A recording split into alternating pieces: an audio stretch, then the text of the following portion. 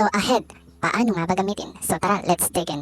So ang meaning talaga ng ahead of is maaga, sa harap, bago o mas advance. May 5 paggagamitan ang ahead of. Una, sa physical action. Pangalawa, sa time and schedule. Pangatlo, advancement. Pang-apat, isa inaasahang mangyari. Pang-5, doon sa maaga sa pangyayari. So, paano nga ba gamitin ang ahead of sa physical action? So, basically, kailangan dito ng motion o galaw. So, for example, she walked ahead of me in the parade. Naglakad siya sa unahan ko sa parada. So, mayroong physical action, naglakad. Meaning, mas nauna siyang naglakad kaysa sa'yo.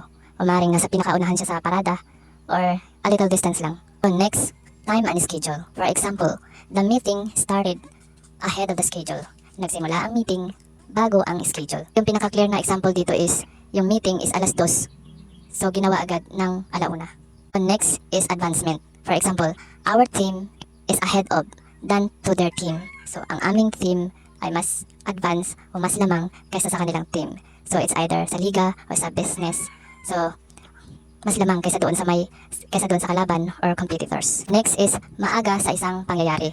So, for example is, we need to finish this ahead of the deadline. Kailangan natin tong tapusin bago ang deadline. So, kailangan agad ng tapusin agad, magawa agad bago dumating ang final na deadline. So, ang last ay yung inaasahang mangyari. For example, they're getting prepared ahead of the storm.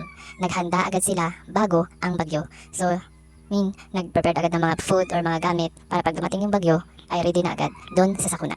Clear na ba? So, para mas madali natin siyang magamit, instead na before or advance, ang gagamitin ay papalitan ng ahead of. So, depende pa rin sa context kung babagay pa siya or hindi. So, if you want more video, so stay updated.